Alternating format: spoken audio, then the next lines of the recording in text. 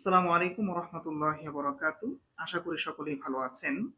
চন্দ্রগ্রহণ এবং সূর্যগ্রহণ যখন দেখা যায় বা আমরা যখন সংবাদ পাই যে আজকে চন্দ্রগ্রহণ হবে বা সূর্যগ্রহণ হবে, তখন কিন্তু আমরা অনেকেই ভয় পেয়ে যাই।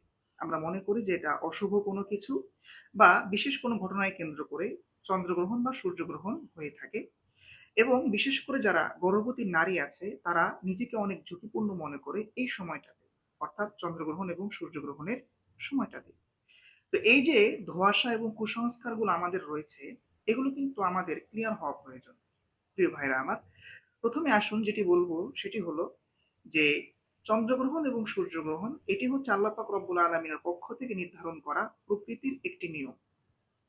অর্থাৎ চাঁদ এবং সূর্য উভয়টি আপন কক্ষপথে তারা পরিভ্রমণ করছে, এবং চন্দ্রগ্রহণ বলেন বা সূর্যগ্রহণ বলেন, এগুলো কিন্তু আল্লাহ পাক রব্বুল আলমিনের হুকুমেই হচ্ছে, এবং এগুলো হওয়াটা আল্লাহ পাক রব্বুল আলমিনের কুদরতের একটি নিদর্শন। এবং পবিত্র কোরআনে আল্লাহ পাক রব্বুল আলামিন বলেছেন, ফাইদা বারিকাল বাসারু ওয়া খাসাফাল কমারু ওয়া জুমিআ আশ-শামসু ওয়াল কমার। আল্লাহ বলেন যখন দৃষ্টি চমকে যাবে এবং চাঁদ জ্যোতিহীন হয়ে যাবে এবং সূর্য এবং চাঁদকে একত্রিত করা হবে।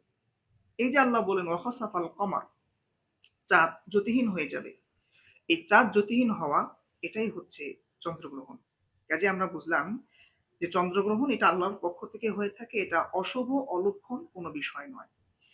এরপর আসুন আমরা জানবো যে নবীজি আমাদেরকে হাদিসে পাকে চন্দ্রগ্রহণ এবং সূর্যগ্রহণ প্রসঙ্গে তিনি কি বলেছেন।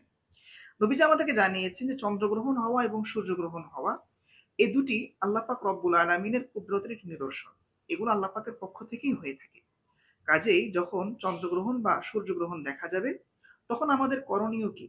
নবীজি বলছেন তোমাদের করণীয় হলো ১ নাম্বার ফাকাব বিরু, তোমরা বেশি বেশি তাকবীর পাঠ করবে।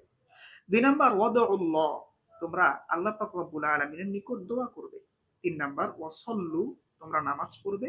৪ নাম্বার ওয়াতাসাদ্দাকু, তোমরা বেশি বেশি দান এবং সদকা করবে। সুবহানাল্লাহ। কাজেই চন্দ্রগ্রহণ এবং সূর্যগ্রহণ হওয়াটা যদি অশুভ কোনো কিছু হতো, তাহলে কিন্তু আমাদেরকে নবীজি এসব কোনো কিছুই করতে বলতেন না। কাজে আমাদের যাদের মধ্যে ধোঁয়াশা আছে যে চন্দ্রগ্রহণ হওয়া অশুভ কোনো কিছু, বিশেষ করে যারা গর্ভবতী নারী আছে, তারা নিজেকে অনেক ঝুঁকিপূর্ণ মনে করে, তারা কোনো কাজ করতে চায় না, তারা একদম চিত হয়ে শুয়ে থাকে, এগুলো কিন্তু কুসংস্কার ছাড়া আর কোনো কিছুই না। কাজে আমাদের উচিত চন্দ্রগ্রহণ এবং সূর্যগ্রহণ হলে আমরা ভয় না পেয়ে নিজেকে আল্লাহ পাক রব্বুল আলমিনের দিকে আমরা আরো বেশি করে সুপুর্দ করে দেব। আমরা আল্লাহ পাকের নিকট প্রার্থনা করব, আমরা তাকবীর দিব, আমরা নামাজ পড়ব, এবং সেই সাথে আমরা বেশি বেশি দান এবং সদকা করব।